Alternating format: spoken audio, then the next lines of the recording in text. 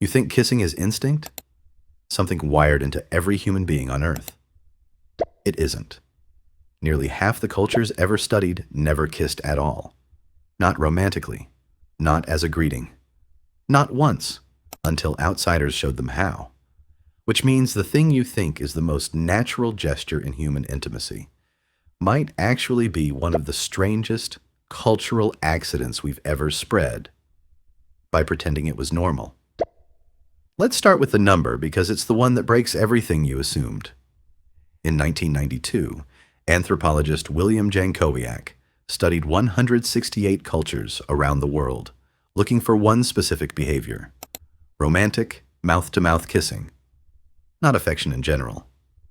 Not touching. Just the kiss. He found it in less than half of them. 46%. That's it.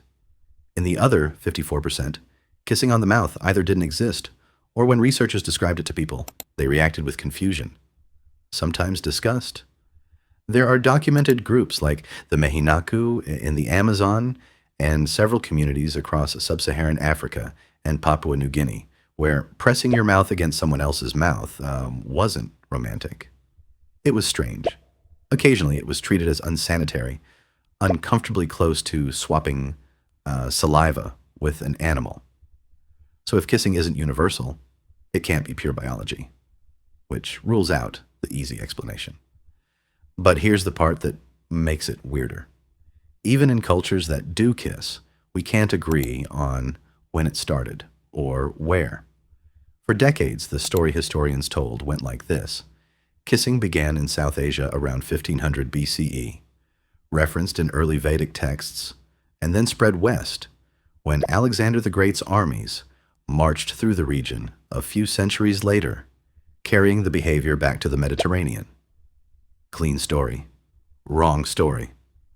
In 2023, two researchers, Troels, Pank, Arbøll, and Sophie, Lund, Rasmussen, went back through Bronze Age clay tablets from Mesopotamia, written in cuneiform, some of them over 4,500 years old. And there it was. Descriptions of kissing, not framed as something new or foreign, already normal, already understood, already old enough that nobody bothered to explain it.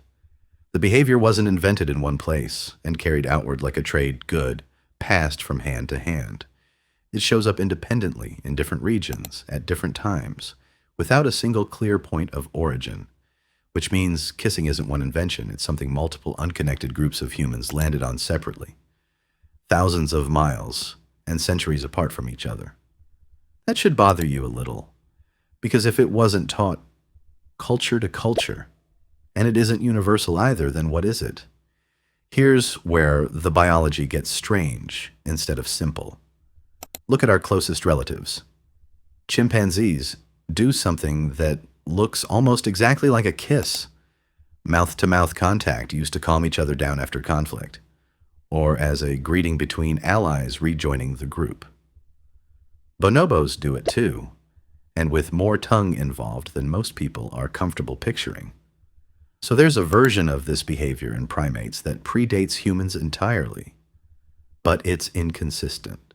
Some primate groups do it constantly, others barely at all. It's not locked in the way breathing or blinking is locked in.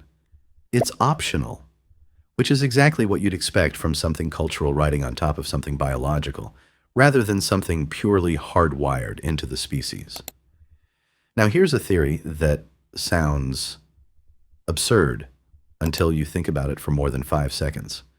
Anthropologist Vaughn Bryant, who spent decades studying the history of kissing at Texas A&M, argued that romantic kissing may have evolved out of something far less romantic. Kiss feeding. Mothers in many ancient and traditional cultures fed infants by chewing food first, then passing it mouth to mouth. It's still practiced in some communities today. That single, repeated act, mouth pressed to mouth, an intimate transfer, tied directly to survival and trust, may be the behavioral seed that later got repurposed for something else entirely. Not because anyone planned it, because the wiring for mouth contact equals safety and closeness, was already sitting there, built for feeding infants. And evolution and culture are both notorious for reusing old machinery for new jobs. Your brain doesn't build a new circuit every time it needs one. It grabs whatever's already lying around and puts it to work. And that reuse might explain why kissing, once it does show up in a culture, tends to feel so loaded. Because your mouth isn't just for food and words. It's one of the most sensitive, nerve-dense parts of your entire body. Your lips have a higher concentration of touch receptors packed into a smaller area than almost anywhere else on your skin, enough that your brain dedicates a disproportionate amount of processing power just to what's happening on your mouth. And your face, at kissing distance, is close enough for your brain to pick up something you can't get from across a room. Smell. Real, detailed, immune system level smell. In 1995, a researcher named Claus Wedekind ran an experiment that's become famous in evolutionary psychology circles, sometimes called the sweaty t-shirt study. Women were asked to smell t-shirts worn by different men and rate which scent they found most attractive. Without knowing it, they were consistently drawn to the scent of men whose immune system genes were most different from their own, a pattern that, in theory, produces offspring with broader immune coverage. Kissing puts your face close enough to run that same kind of unconscious scan. You're not just checking if you like someone. Some part of your brain, without asking your permission, might be checking whether you're biologically compatible with them. And then there's what the kiss does once it actually starts. In 2009, researcher Wendy Hill at Lafayette College measured hormone levels in couples before and after kissing. Cortisol, the stress hormone, dropped. Oxytocin, the bonding hormone, rose in men specifically. Your body isn't neutral about any of this. 10 seconds of contact and your internal chemistry shifts, whether you consciously notice it or not, whether you asked it to or not. So here's what you're actually looking at. Not one clean explanation, but 3 tangled ones stacked on top of each other. An old feeding behavior that built the neural association between mouth contact and trust long before romance had anything to do with it. A side effect of extreme facial sensitivity that turns proximity into unconscious biological information gathering. And a hormonal reward system that reinforces the behavior once a culture happens to adopt it, making it feel more meaningful with every repetition. None of those 3 things, on their own, make kissing inevitable. That's exactly why it never spread everywhere the same way, and why entire regions of the world built rich, complex romantic traditions without it.